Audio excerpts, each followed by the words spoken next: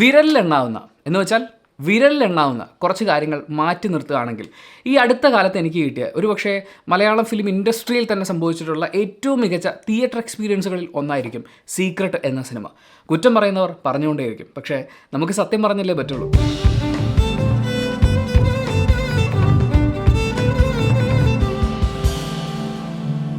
എസ്.എൻ. സ്വാമി തിരക്കഥയൊരുക്കി സംവിധാനം നിർവഹിച്ചിട്ടുള്ള ധ്യാൻ ശ്രീനിവാസൻ മെയിൻ ആയിട്ടുള്ള സിനിമ. വേറെയും കുറച്ച് ആളുകളൊക്കെ ഉണ്ട്, അവരെക്കുറിച്ച് നമുക്ക് വളരെ ഡീറ്റെയിൽ ആയിട്ട് തന്നെ സംസാരിക്കാനുണ്ട്. എന്തായാലും അങ്ങനെ കുറേ ആളുകളൊക്കെ ഒരുമിച്ച് ചേർന്ന ഒരു സിനിമ സീക്രട്ട്, അത് തിയേറ്ററിൽ പോയി കണ്ടു.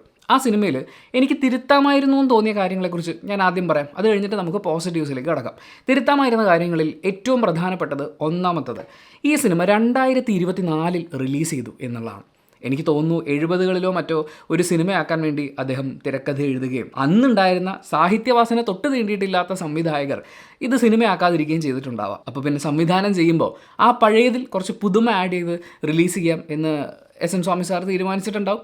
നമ്മുടെ വിധി. രണ്ടാമത്തെ തിരുത്താമായിരുന്ന കാര്യം, ഈ സിനിമയുടെ കളറിങ് ചെയ്ത ടീമിനെ മൊത്തത്തിൽ മാറ്റാമായിരുന്നു എന്നുള്ളതാണ്. ഇതിൻ്റെ കളറിങ് ഡിപ്പാർട്ട്മെൻറ്റിനോടേ എനിക്ക് വല്ലാത്ത വിരോധം തോന്നിപ്പോയി സിനിമ കണ്ടപ്പോൾ. ശരിക്കും നേരെ ഇത് ബ്ലാക്ക് ആൻഡ് വൈറ്റിലേക്ക് ആക്കാം, എന്നിട്ട് പഴയ VHS എഫക്റ്റുകൾ എന്തെങ്കിലുമൊക്കെ നെറ്റിൽ നിന്ന് ഡൗൺലോഡ് ചെയ്യാൻ കിട്ടും, അതൊക്കെ ആഡ് ചെയ്ത് തിയേറ്ററിൽ പ്രദർശിപ്പിച്ചിരുന്നെങ്കിൽ സിനിമ കണ്ടുകൊണ്ടിരിക്കുന്ന സമയത്ത് അയ്യോ തിയേറ്റർ മാറിപ്പോയി, ഞാനൊരു പഴയ സിനിമയുടെ റിലീസ് കണ്ടുകൊണ്ടിരിക്കുകയാണ് എന്ന് കരുതി ആശ്വസിക്കാമായിരുന്നു. പക്ഷേ കളറിങ് ചെയ്ത ആൾക്കാർ why did you do this to us? മൂന്നാമത്തെ തിരുത്താമായിരുന്ന കാര്യം, ഇതിലെ മുഴുവൻ അഭിനേതാക്കളും എന്ന് ഞാൻ പറയില്ല, 1-2 പേരെ മാറ്റി നിർത്തിയിട്ട് ബാക്കിയുള്ളവരെയൊക്കെ ഒന്ന് മാറ്റിയിരുന്നെങ്കിൽ നന്നായിരുന്നു എന്നെനിക്ക് തോന്നി. ധ്യാൻ ശ്രീനിവാസൻ, അദ്ദേഹത്തിൻ്റെ അഭിനയം അതിഗംഭീരമുണ്ട്. ഈ കഴിഞ്ഞ കുറേ നാളുകളായി അദ്ദേഹത്തിൻ്റെ സിനിമകൾ നമ്മൾ എടുത്തു നോക്കുകയാണെങ്കിൽ എല്ലാത്തിലും അദ്ദേഹം ബിഹേവ് ചെയ്തുകൊണ്ടിരിക്കുകയാണ്. ധ്യാൻ ശ്രീനിവാസൻ ഇങ്ങനൊരു സിറ്റുവേഷൻ വരുമ്പോൾ പുള്ളി കൗണ്ടർ അടിക്കുന്നത്, പുള്ളി നടക്കുന്നത്, ഇരിക്കുന്നത്, നിൽക്കുന്നത്, ഡയലോഗ് പറയുന്നത്, സെൻറ്റിമെൻറ്റ്സ്, ഇതെല്ലാം നമുക്ക് ഒരുപാട് സിനിമകളായല്ലോ, കണ്ടുകൊണ്ട് നമ്മളിത് പഠിക്കുകയും ചെയ്തു. പക്ഷേ അങ്ങനെയുള്ള ധ്യാൻ ശ്രീനിവാസനെ അഭിനയിപ്പിച്ചെടുക്കുന്നു എന്ന് പറയുന്നൊരു കാര്യം അത് എസ്.എൻ. സ്വാമി സാർ ഒരുപാട് കഷ്ടപ്പെട്ടിട്ടാണെന്ന് തോന്നുന്നു ചെയ്തിട്ടുണ്ട്. ധ്യാനെ മാറ്റി മറ്റൊരു ആർട്ടിസ്റ്റിനെ വെച്ചിരുന്നെങ്കിൽ ഇത്രയൊന്നും കഷ്ടപ്പെടേണ്ടി വരില്ലായിരുന്നു എന്ന് തോന്നുന്നു. വളരെ ഗംഭീരമായിട്ട് തന്നെ ധ്യാൻ അഭിനയിച്ചിട്ടുണ്ട്. പരിഭ്രമിക്കുക, ടെൻഷൻ അടിക്കുക, പ്രണയിക്കുക, ഇതുവരെ നമ്മൾ കണ്ടിട്ടില്ലാത്ത ധ്യാൻ്റെ ഒരു അഭിനയ പാടവത്തിനെ ഈ സിനിമയിൽ പുറത്തേക്ക് എത്തിക്കുന്നുണ്ട്. ശരിക്കും ഒരു സംസ്ഥാന സ്കൂൾ കലോത്സവത്തിൽ പങ്കെടുക്കുകയാണെങ്കിൽ LP വിഭാഗത്തിൽ മോണാക്ടിന് ഫസ്റ്റ് ധ്യാന് കിട്ടും എന്ന് ഉറപ്പിച്ച് പറയാൻ പറ്റും. പിന്നെ എടുത്തു പറയേണ്ടത് ജേക്കബ് ഗ്രിഗറിയാണ്. അദ്ദേഹം ഒരുപാട് കഷ്ടപ്പെട്ട് ഡയലോഗ് ഡെലിവറി ചെയ്യുന്നതായിട്ട് എനിക്ക് സിനിമ കണ്ടപ്പോൾ ഫീൽ ചെയ്തു. കാരണം പുള്ളിയുടെ ഒരു സ്ഥിരം പരിപാടി എന്ന് വിട്ടിട്ട് ഈ സ്ക്രിപ്റ്റിൽ എഴുതി വെച്ചിരിക്കുന്ന ഡയലോഗ് അതുപോലെ അക്ഷരം വടിവൊത്ത് പറയാനൊക്കെ ശ്രമിക്കുന്നതിൻ്റെ വല്ലാത്തൊരു എഫക്റ്റ് അദ്ദേഹത്തിൽ കാണാനുണ്ടായിരുന്നു. അല്ല, പുള്ളിക്ക് ഇത്രയും ടഫായിട്ടുള്ള കാര്യങ്ങളൊക്കെ കൊടുക്കേണ്ടതാണ്. പിന്നെ അപർണ, ഇതിന് മുമ്പുള്ള അവരുടെ സിനിമകളൊക്കെ കണ്ടു നോക്കുമ്പോൾ അതിലൊക്കെയുള്ള അതേ എക്സ്പ്രഷൻസും അതേ കാര്യങ്ങളൊക്കെ തന്നെ നമുക്ക് വീണ്ടും ഇതിൽ കാണാൻ പറ്റുന്നുണ്ട്. പിന്നെ നായിക, കുറേ സ്ഥലങ്ങളിൽ ഞാൻ വിചാരിച്ചിരുന്നത് എന്താ അറിയോ, ഇവർ ക്ലൈമാക്സ് ഒക്കെ ആകുമ്പോഴേക്കും ഒരു യക്ഷിയോ പ്രേതമൊക്കെ ആവാനുള്ള ഒരു സാധ്യതയുണ്ടെന്ന്. പ്രണയാതുരമായ സ്ഥലങ്ങൾ പോലുള്ള നോട്ടങ്ങൾ കാണുമ്പോൾ എനിക്ക് അങ്ങനെ തോന്നി. പിന്നെ ഈ സിനിമയിലുള്ള സകലമാന ബന്ധുജനങ്ങളും അവരെ കൊണ്ടാവാവുന്ന തരത്തിലൊക്കെ അഭിനയിക്കുന്നുണ്ട്. ഈ മണിക്കുട്ടൻ ചേട്ടനെ കുറിച്ച് പറഞ്ഞിട്ടില്ലെങ്കിൽ ഭയങ്കര മോശമാവട്ടെ. പുള്ളി ഇൻ്റർവ്യൂലൊക്കെ വന്നിരുന്ന് ധ്യാനോടൊപ്പം പറയുന്നുണ്ടായിരുന്നു ഒരു സീനിൽ അഭിനയിച്ചുകൊണ്ടിരിക്കുമ്പോൾ താൻ എന്തിനാ ഈ സീനിൽ എന്ന് മനസ്സിലാവുന്നില്ല എന്ന്. അതെനിക്ക് സത്യമാണെന്ന് മനസ്സിലായി. ഹൃദയത്തിൽ തൊട്ടാണ് ആ മനുഷ്യൻ സംസാരിക്കുന്നത് എന്നുള്ളത് സിനിമ കാണുമ്പോൾ നമുക്ക് മനസ്സിലാക്കാൻ പറ്റും. പ്രത്യേകിച്ച് പുള്ളിയുടെ ഇൻട്രൊഡക്ഷൻ സീക്വൻസിൽ തന്നെ കുറേ ഇംഗ്ലീഷൊക്കെ പറയുന്നുണ്ട്. അതിപ്പോൾ ഇംഗ്ലീഷ് പറഞ്ഞാലും മലയാളത്തിൽ പറഞ്ഞു കഴിഞ്ഞാലും എടുപിടി എന്നൊക്കെ പറഞ്ഞ് ഒരു സ്വന്തം ബന്ധമില്ലാതെ ഈ ഡയലോഗുകളൊക്കെ പറയാൻ ഏൽപ്പിക്കുന്ന സമയത്ത് അല്ല ഇതിലെന്തെങ്കിലും ഒരു സെൻസ് വേണ്ടേ എന്ന് തിരിച്ച് ഫിലിം മേക്കറോട് അദ്ദേഹം ചോദിക്കുന്നില്ലല്ലോ.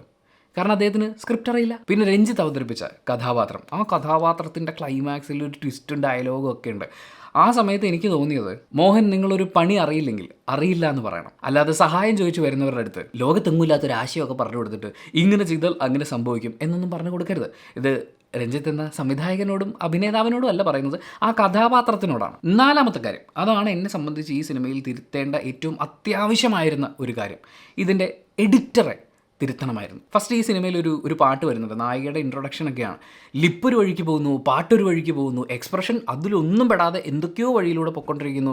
ഇതിനിടയിൽ സുരേഷ് കുമാർ പ്രൊഡ്യൂസർ കൂടിയാണ്. അപ്പോൾ അദ്ദേഹം സ്ക്രീനിൽ വരുന്നുണ്ട്. പുള്ളിനെ ഇങ്ങനെ കാണിച്ചുകൊണ്ടിരിക്കുക. എനിക്ക് തോന്നുന്നു അത്രയും നേരം ഒരു സിംഗിൾ സ്പേസ് ഇതിലെ നായികയ്ക്ക് പോലും കൊടുത്തിട്ടില്ല എന്ന്. 1 പ്രാവശ്യം കാണിക്കുന്നു, 2 പ്രാവശ്യം കാണിക്കുന്നു. ഞാൻ വിചാരിച്ചു പുള്ളീനെ നായികയാക്കാൻ പോവാണോ, അല്ല നായകനാക്കാൻ പോവാണോ എന്ന്. പിന്നെ കഥയുടെ ഒരു ഒഴുക്ക്, അതായത് ഗ്രൂപ്പായി ഇരുന്ന് ടെൻഷൻ അടിച്ച് സംസാരിച്ച അതേ കാര്യം, എക്സാക്റ്റ് കാര്യം ഫോണിൽ കൂടി വിളിച്ചിട്ട് വീണ്ടും പങ്കുവെച്ചുകൊണ്ടിരിക്കുകയാണ്. ഇത് ഭയങ്കര റിപ്പിറ്റേഷൻ അല്ലേ, നമുക്കിതൊന്ന് കുറച്ചുകൂടെ എന്ന് എഡിറ്റർ ചിന്തിക്കുന്നില്ല. ചിലപ്പോൾ സംവിധായകനെ കൺവിൻസ് ചെയ്യാൻ നമുക്ക് പറ്റിയില്ല എന്ന് വരും. അറ്റ്ലീസ്റ്റ് ആ ഫൈനൽ മിക്സ് കൊടുക്കുന്നതിന് മുമ്പ് സംവിധായകൻ അറിയാതെ ഒളിച്ച് അങ്ങനെയുള്ള കുറേ കാര്യങ്ങൾ എഡിറ്റ് ചെയ്ത് മാറ്റാമായിരുന്നു. അറ്റ്ലീസ്റ്റ് ആ ഡിലീറ്റ് ബട്ടണെങ്കിലും പ്രസ് ചെയ്യായിരുന്നു. പറ്റില്ലെങ്കിൽ ഫോർമാറ്റ്. അഞ്ചാമത്തെ കാര്യം, അത് വളരെ ചെറിയൊരു കാര്യം കേട്ടോ, തിരക്കഥയെ സംബന്ധിക്കുന്ന. അതായത് വളരെ ഫ്രജൈലായിട്ടുള്ള കഥാപാത്രങ്ങളാണ്, വല്ലാത്ത പേടിത്തൊണ്ടന്മാരായിട്ടുള്ള കഥാപാത്രങ്ങളാണ്. വെറുതെ ഒരു വഴിക്ക് പോകുമ്പോൾ ആരോ എന്തോ പറഞ്ഞു, അയ്യോ നമ്മളിനി എന്ത് ചെയ്യുമോ എന്ന് ആലോചിച്ച് ടെൻഷൻ അടിച്ച് ജീവൻ്റെ പകുതി പോകുന്ന, സ്വന്തം ജീവൻ പോലും പണയം വെക്കുന്ന അവസ്ഥയിലേക്ക് എത്തുന്ന അത്രയും ദുരിതം പിടിച്ചൊരു നായകൻ. അവന് ടെൻഷൻ കുറഞ്ഞാലോ എന്ന് ടെൻഷൻ അടിച്ചിട്ട് കൂടുതൽ ടെൻഷൻ സ്വന്തമായി ഉൽപ്പാദിപ്പിച്ച് അവന് സപ്ലൈ ചെയ്തുകൊണ്ടിരിക്കുന്ന സുഹൃത്തുക്കൾ. ഇവർക്കൊന്നും ജീവിതത്തിൽ വേറെ ഒന്നും ചിന്തിക്കാനില്ല. ഇത്രയും ഫ്രജൈലായിട്ടുള്ള കഥാപാത്രങ്ങൾ ഒരു സിനിമയിൽ പാടുണ്ടോ? അത് എല്ലാവരും പേടിയാണെന്നേ.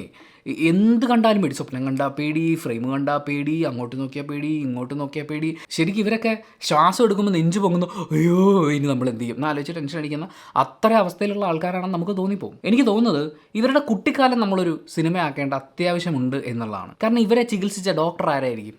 അയാൾ എങ്ങനെയായിരിക്കും ഇവർക്ക് പനിയുണ്ടെന്ന് പറഞ്ഞിട്ടുണ്ടാവുക?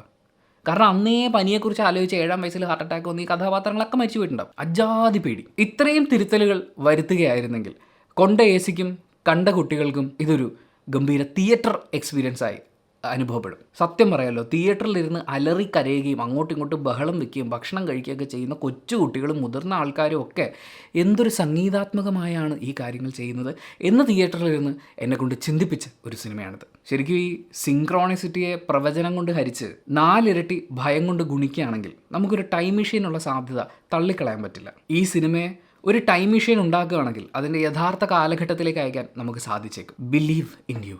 അത് പറഞ്ഞപ്പോഴാണ് നമ്മൾ DIY എന്നൊക്കെ പറഞ്ഞു കേട്ടിട്ടില്ലേ? അതുപോലെ പുതിയൊരു ടേം നമുക്ക് ഈ സിനിമയിൽ കിട്ടുകയാണ്, BIY.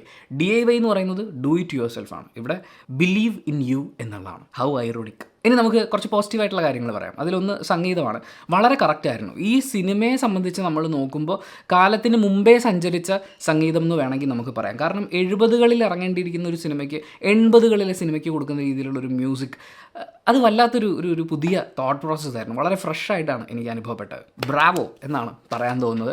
ആൻഡ് അത് തന്നെയാണ് വിഷ്വലിൻ്റെ കാര്യത്തിലും എനിക്ക് പറയാനുള്ളത്. കാലത്തിന് മുൻപേ സഞ്ചരിച്ച് ആ സിനിമയെ പുഷ്ടിപ്പെടുത്തിയെടുത്ത വിഷ്വൽസ്. പിന്നെ ഒരുപാട് സമകാലിക സംഭവങ്ങളൊക്കെ ആഡ് ചെയ്യാനുള്ള ശ്രമമുണ്ട്. ഡോക്ടർ ആക്രമിക്കപ്പെടുന്നു, ആഹാരം മോഷ്ടിച്ച ആളെ ആക്രമിക്കാൻ ശ്രമിക്കുന്ന ആളെ രക്ഷിക്കുന്നു, സ്വർഗത്തെ തിരുത്തി പറഞ്ഞതിന് ആക്രമണം നേരിടേണ്ടി വരുന്നൊരു പ്രൊഫസർ. അങ്ങനെ ഒത്തിരി ഉണ്ട്, ഒത്തിരി കാര്യങ്ങളുണ്ട്. തീർച്ചയായും ഈ സിനിമയെക്കുറിച്ച് എനിക്ക് പറയാനുള്ളത്, നിങ്ങളെല്ലാവരും ഇത് കാണണം, കണ്ടിരിക്കണം, എന്നിട്ട് സീക്രട്ട് തീരട്ട്. അങ്ങനെ സീക്രട്ട് തിയേറ്ററിൽ പോയി കണ്ട ആളാണെന്നുണ്ടെങ്കിൽ നിങ്ങളുടെ അഭിപ്രായങ്ങൾ കമൻറ്റ് ബോക്സിൽ രേഖപ്പെടുത്താമോ. ഞാൻ പറഞ്ഞത് എൻ്റെ മാത്രം ഒപ്പീനിയനാണ്. അതിനോട് നിങ്ങൾക്ക് യോജിക്കാം, യോജിക്കാതിരിക്കാം. ചിലപ്പോൾ ഈ സിനിമ നിങ്ങൾക്ക് അത്ര ഒരു സംഭവമായിട്ട് തോന്നിയിട്ടുണ്ടാവില്ല, ഞാൻ പറഞ്ഞ അത്രയും ഗംഭീരമായിട്ടുണ്ടാവില്ല. അപ്പോൾ അതെന്തായാലും കമൻറ്റ് ബോക്സിൽ രേഖപ്പെടുത്തുക. കമൻറ്റ് ബോക്സും കൂടി വായിച്ചിട്ട് സിനിമയ്ക്ക് പോകണോ വേണ്ടയോ എന്ന് തീരുമാനിക്കുന്ന ആളുകൾക്ക് അതൊരു വലിയ സഹായമായിരിക്കും. അപ്പോൾ thank you so much. Video ഇഷ്ടപ്പെട്ടാൽ ലൈക്ക് ചെയ്യുക, കമൻറ്റ് ചെയ്യുക, ഷെയർ ചെയ്യുക, സബ്സ്ക്രൈബ് ചെയ്യുന്ന കാര്യം പരിഗണിക്കുക.